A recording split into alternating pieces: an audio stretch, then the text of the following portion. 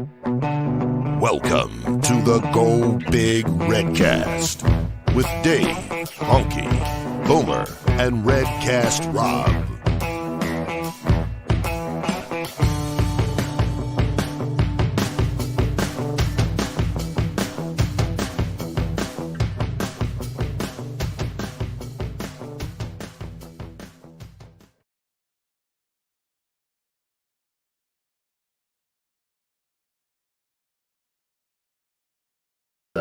Like two-hand touch scrimmage or whatever that was in the first half. I don't know. If you're upset with the way that the Huskers performed today, then you probably are just looking for something negative to say, because it was just a glorified practice, people. Practice. We're talking about practice.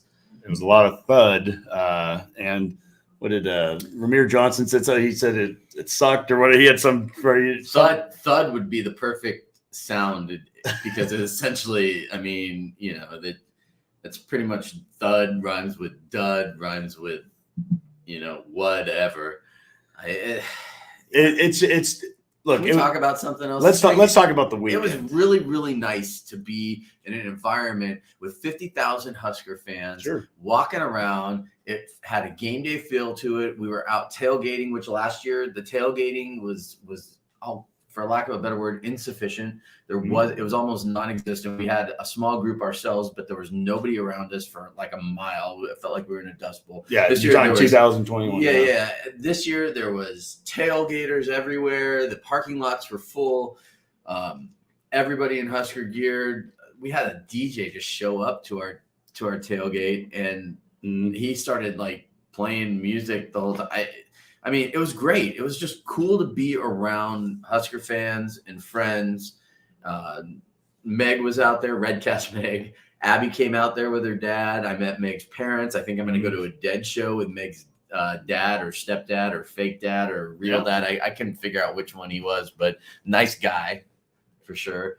I mean, and then just this whole weekend, just coming here, hanging out with you, just spending time with people that, you know, I know and love, and with Alex, you know, with Kathy, everything. It's just been a really good weekend. Yeah. I mean, yesterday, it started off on Friday. We had Tyler Kai, who the Associate Athletic Director, Leadership Gifts for Capital Projects. He was on the Redcast about a month ago.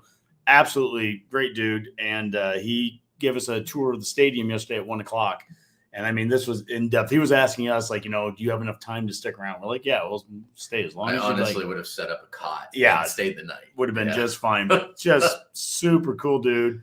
And so he showed us all the. I mean, we got to see obviously all the construction that's going on with the Go Big project, but we also got to see some of the video of some of the insides of it. And it's, you know, that's not for public release yet, but I'll let you know. It looks good. Yeah, we saw things that not a lot of people get to see. I will say that. Cool. I mean, yeah, we saw some stuff that not a lot of people get to see. We saw some stuff that only recruits really get to see. Well, we watched recruits watching that video. We watched recruits watching a video. We also got to go into like the green room where they take the recruits and like show them the big video of like everything. Yeah, and that's different than the last. That used to be, that was the Heisman room. Yeah. And now it's like they covered it up with a whole new big screen TV, and they showed us some different videos that were different from the last time. We got to sit in the chair, and you know, and that was cool. That was cool. And obviously, you know, I'm now King Redcast Rob. Everything about what they're doing with the Go Big project is about the student athlete, and it's about increasing what they can do for them. I mean, so it's that we have a good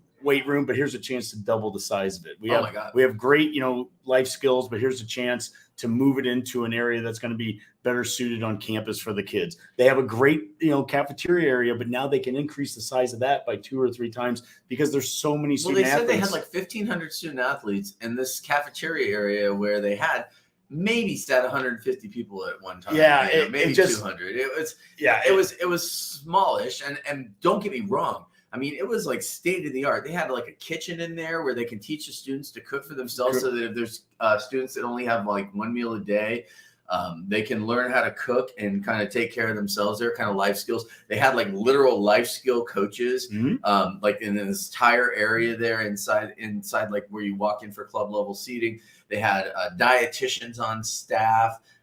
the academic advisors, all of that right there in that student section. It was like top of the line, and it smelled so good, and the food smelled delicious. But I think even the cooler part about it is like you're walking around, and there's like literal Husker legends walking through the hallways while we were there. That was cool. Reggie Cooper, I think it was Charles Fryer. There's some guys that are from Louisiana. Yeah. They're former Huskers, and of course they're buddies with Mickey Joseph.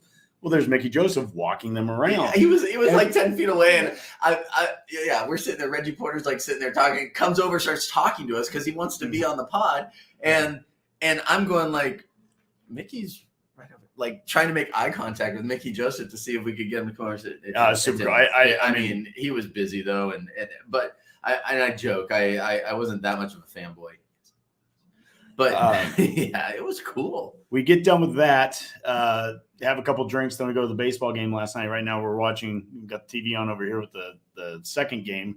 Rutgers is up 3-0. But we go to the baseball game last night, and this is really cool. I took my son Alex with us, and Ben McLaughlin, huge shout out to him, that with the Husker Baseball Network, that he got set up to where after the game, and it was late and it was kind of chilly and stuff. So Alex he was a little grumpy by this point, but it was amazing that he set it up so that we could go down and Alex could, get a baseball from the players, and Efrain Cervantes and I think Shea Shanneman, they came up and took photos with them. We were just really super cool. And so from just a pure fan standpoint right now, like this is a happy Husker weekend. Like it's a Kool-Aid drinking, we didn't lose. Nobody got hurt today. It's just been fun to be around the facilities. The people are great. We've met so many people that were inside the facilities there, and just really excited. So I guess as we talk about today and the game today, it was almost secondary to everything else. It really did. It didn't feel like it never really felt like to be honest, to me, it never really felt like a game because the thud thing makes it tough to watch at times. And then the second half, it was like all the third string players. Now that was when they're playing real football. But the offensive line had some good cohesiveness going on there. I won't say that I wasn't watching Kevin Williams a lot because obviously I have some kind of like a mental attachment to the kid, and obsession would be a light way to put it. It's just so nice that we've continued to talk a little bit here and there after the interview, and I was encouraging him yesterday, just making jokes about this, but I was watching him, and he looks really good out there. He looks like he's lost a few pounds out there, so he looked lighter. He looked flexible. As you said, he played most of the second half. So from a conditioning standpoint, too, right? He was out there for almost every play. But one thing I did notice about him too was that at the end of every single play, when a running back would get tackled or come back to the line, and he was the first one there, like congratulating them on if it was a 1 yard gain or a 2 yard loss, it didn't matter. He was still right there, encouraging these guys, just running right over there. If there was a pile, he was like the first offensive lineman that I would see, like getting over to push the pile. So it was like it was fun to watch that because I think he'll be a starter, or at least in on like the first rotation by the time the season comes around. But it was cool. Like I was sitting there. I know you were off with your family and stuff, so I sat there and I got to watch a lot of the game. And it was tough. It was kind of windy down on the field. It was windier on the field than it was outside the stadium, which for whatever reason. So it was like the punting game. The first punt went like 60 plus yards. Yeah, 62 yards. The whole crowd cheered like we just won a national championship. It was like the importance of special teams. It's well known here, and honestly, the issues that we've had with special teams the last couple of years, I mean, those have to get fixed. Buschini, I think, did he made the right steps today on the special team side to get there. On the offense, still, I mean, the O-line. You think about how different that is going to look here come fall, because you are going from right now, two of the best players, Corcoran and Prohaska were not playing today. Hickson's at center, which, there's a good chance he could be center there. Piper's going to get his shot. I think Corcoran could get some snaps there. There's a good chance that we're going to hit the portal for maybe one more guy in the O-line. Who knows? Yeah, and plus there was a ton of recruits there today. There was even some guys in the portal that were here today on campus, which is kind of cool. I heard, we heard a couple things. A couple of those guys were actually out working on their NIL deals before they even made it onto campus. Yeah. So Mathis, that was interesting that ABM sent out some people, I think on Friday or earlier this week to get some of the NIL stuff discussed before even making the trip here. I mean, it's such the wild west of recruiting right now with NIL that this wasn't happening a year ago. So how do you structure your NIL? How do you figure out when to have people talk to people? This is all new. This isn't something that's been going on for 5 years and 6 years. So you're kind of writing the rules a little bit as you're doing it. Well, yeah. And we talked about this with Tyler yesterday a little bit too. And I hope I'm not overstepping any boundaries here, but, and as he was talking about, state law, like, the college can't have anything to do with the NIL people, right? So it's like the NIL people are taking this on themselves to make these sponsorships happen. And I've had some like discussions back and forth with people on Twitter that are like, oh, we're behind in the NIL game. And Tyler will vehemently tell you over and over and over again, we are not behind in the, we're actually leading the NIL game right now. Maybe one or two other schools that are even with us at this point, but there's nobody else that has the NIL set up the way that we do.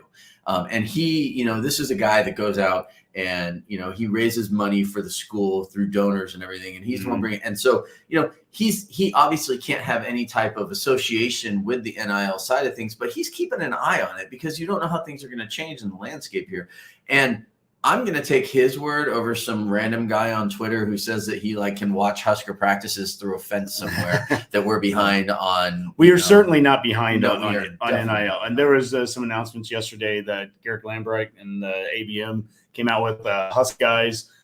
We retweeted them, and I know that they're working with a collective or putting together one too, and there's going to be more information coming out with that. So there's opportunities for Husker fans, large and small, to be able to help, with NIL, with help that's going to assist us with the recruiting. It's a big deal. And I think there's a part of me where, the old school part of me comes out where it's like, that it doesn't feel right. And things have changed a lot. And I get that. But I think you can feel two things at the same time. You can be on one side and go, it doesn't quite feel right, but also say, but this is the rules of the game now. This is how it is. And Honke, would you either be mad if we took your lawn away that you want us to get off and just filled it with Heisman trophies and national championships? Right now, anything that's within the rules that gets us to be the best team that we can be, I'm going to be supportive of. That works with. And there are sometimes I think there are coaches that have to sometimes kind of plug their nose a little bit as they get into the portal stuff and NIL. I get it, but it is what it is. And the best programs, the best teams out there are the ones that are going to play this right. Nick Saban is one of the best coaches in college football of all time, if not the greatest. And he'll know how to play these things right. I asked that question to Simple. If Tom Osborne was the head coach right now, guess what? Great head coaches they react and they adapt, and they will find ways to use whatever the rules are to their advantage. And so I was ecstatic just from off the field, walking around, talking with Tyler, great guy, the people that they have there, the fan base, knowing what our fan base is doing right now to help support this program through NIL and some other things, that what's going on with the Go Big project. I'm ecstatic with that. It literally right now, we just need the wins. Oh my God. We need wins right now. The construction though is just, we saw it from about every angle you could possibly see it from Memorial Stadium. He was literally opening up windows for us to look at from every angle possible to see this building going up. And he was actually really impressed with the progress that they've made already too, because the weather has just been so nice this year, well, while there's the lack of moisture, which isn't necessarily always good for any type of, any state, it really helped get the construction along here. And you can kind of see the way it's taking shape. And, he shared a couple things. Come on, we got to walk the tunnel walk yesterday. Yeah. I got to touch the horseshoe, walking out the door. I was giving myself chills. Well, you got to see Casey Thompson. I didn't want to name drop Honke, but no, we were in the weight room and there was a certain reporter who I wanted to smack for the last 2 years, giving an interview. Was that Coach Fisher that he was talking to? I don't know. I'm not getting into that. Yeah. Anyway, they were talking over there, but then all of a sudden, I look up and I make eye contact with this kid who's coming out of, walking through the weight room, and I look, and then we walk out, and Tyler goes, well, there's the man, there's Casey. And I was like, I just made eye contact with Casey Thompson. Yeah, you fanboyed a little bit. I fanboyed a little bit. Yes. today, I wish in some ways, I wish we could go a lot more in depth on the game today. That was probably some of the intention of when we set up this rapid reaction. The reality is the rapid reaction of this is more to the weekend. It really is about it's everything that's encompassed what's going on. Tonight, there's a soccer game, at Hibner Field. Right now, we're watching, game 2 of the series here against Rutgers. It's really it's a feel-good weekend of getting people into Lincoln. And just kind of putting on the red for the first time in a while, if it's been a while, like you mentioned last year's spring game, we sat up in the 600 level, and I was like, gosh, why are we up there? It seemed like there wasn't. That's because they were making it was because they were spreading everyone out a year ago. There's only 30,000 people in it, but you had to sit so far away because of COVID. And here today we had 50,000 roughly. I didn't hear the exact number. But I told this to Tyler. Well, they had like 46 tickets. Something like sold yesterday. But he said they had a ton of walk-ups. So I'm just going to say it was 50,000. Mm-hmm. And if 50,000 doesn't sound impressive, that's okay. As a Husker fan, it isn't impressive because it's not impressive to Husker fans because 2 years ago and 3 years ago we were at 70 and 80.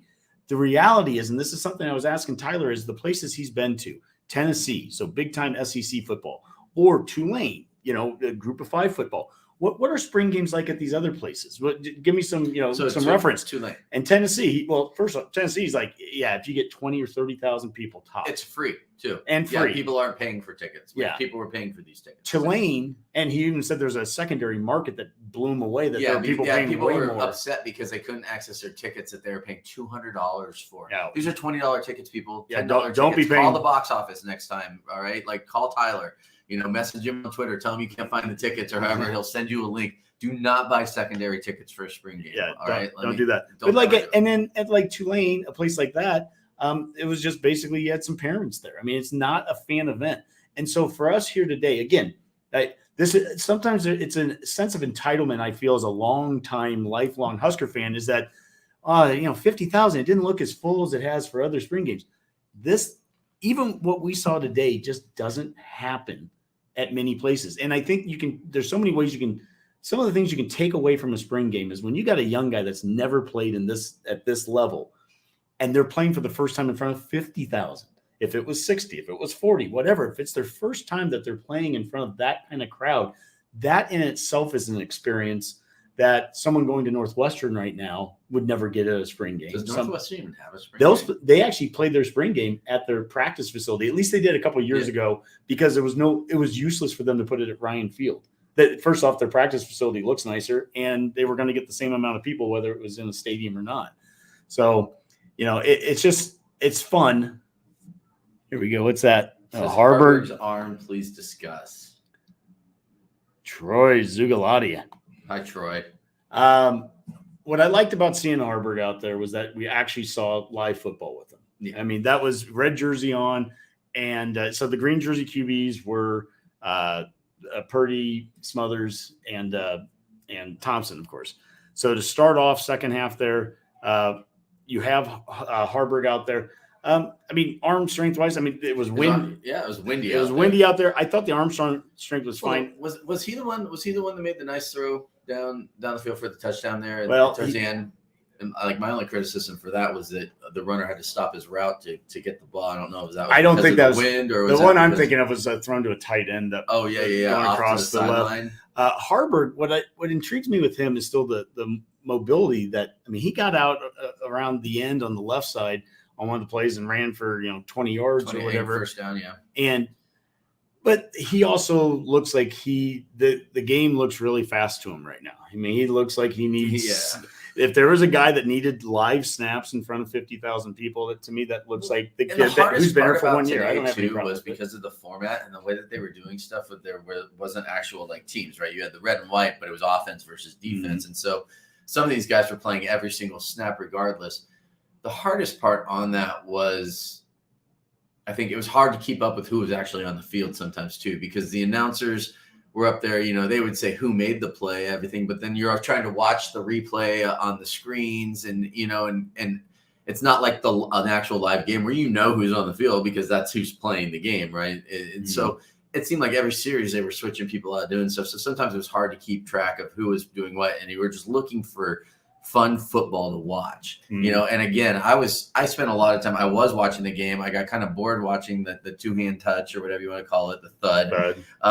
And then, the second half, I just walked around the stadium a little bit, took in a bunch of stuff. I did watch the plays. I did watch some of the hits, but I also knew that it wasn't the starters out there, right? It was like the backups. And so, I mean, if you want me to evaluate some of the players and the way that they did it, I'll rewatch the spring game on the Big Ten Network like tomorrow or Monday, and I'll help recap it on the show this week. Well, and no doubt we will. Yeah, because on the TV, at least you can pause it, you can look, you can rewind, you can go back.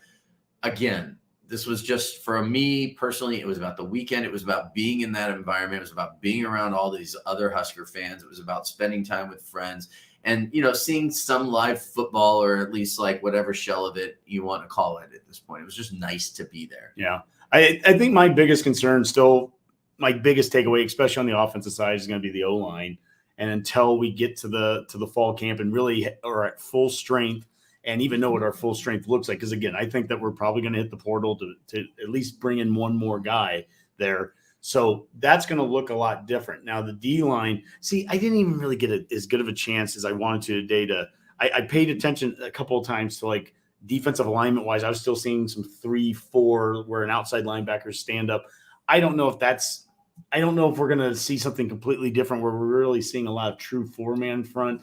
Coming into the game, basic form of everything today. They even said that. Yeah, well, coming into the game, there was talk of 40% of the game is going to be under center on offense, and I think 0% of the game was under center. It just ended up being the way it was. I don't even know. If I was paying attention enough to even notice what it was. Like I said, I got to go back and watch. But every post-game article that we've read so far at this point has just been them basically saying like, exactly what we're saying. It was just nice to be out there today playing some football. Yeah. Everyone got away. They relatively zero injuries on the field. The biggest everything. Thing. And they just wanted these guys to go out there and feel what it was like to be playing in Memorial Stadium.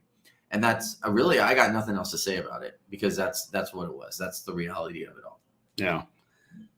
We're here at Redcast Central here at the Embassy Suites, going to go down and have some. I was going to say it's almost cocktail hour. Yeah, it's about cocktail hour. I don't know that we have to go much longer than this. In fact, we were having technical issues before we even got started, but we just wanted to at least, put something out there. This is just, the rapid reaction to the day into the weekend. But overall, my spirits are very high now going into the off season.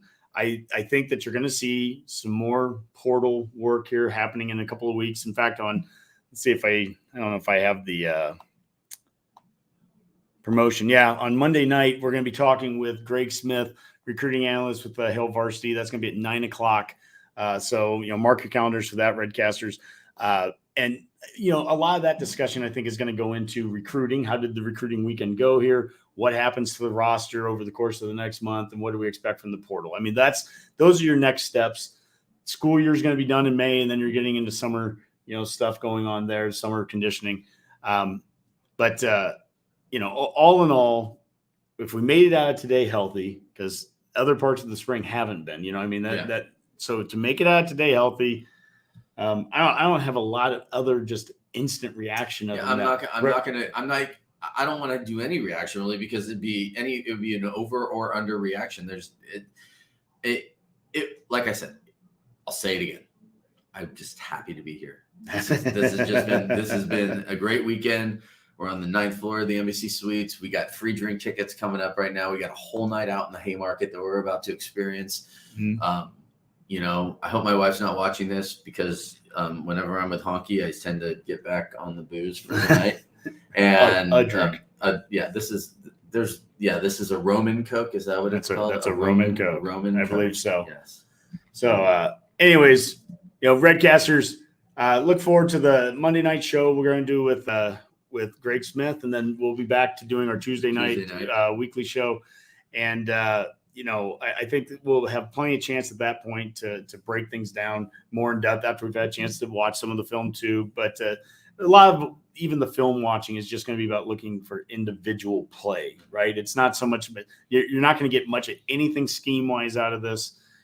It's going to be just, some individual play and good play from certain players. And that's about what you're looking for. And, that's all. I'm pretty happy. Do you have any parting shots that you'd like to give? Man, it's just like I said, Meg, it's great to see you. I know you're at the baseball game right now. Abby, it's cool.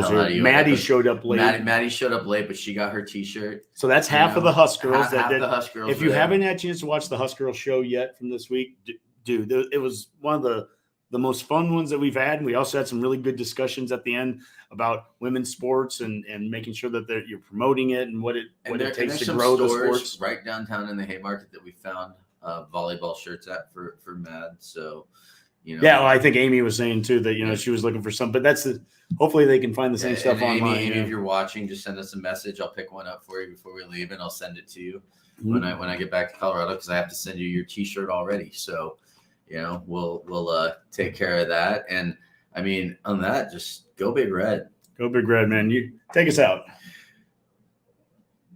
Go Big Red. Go Big Red.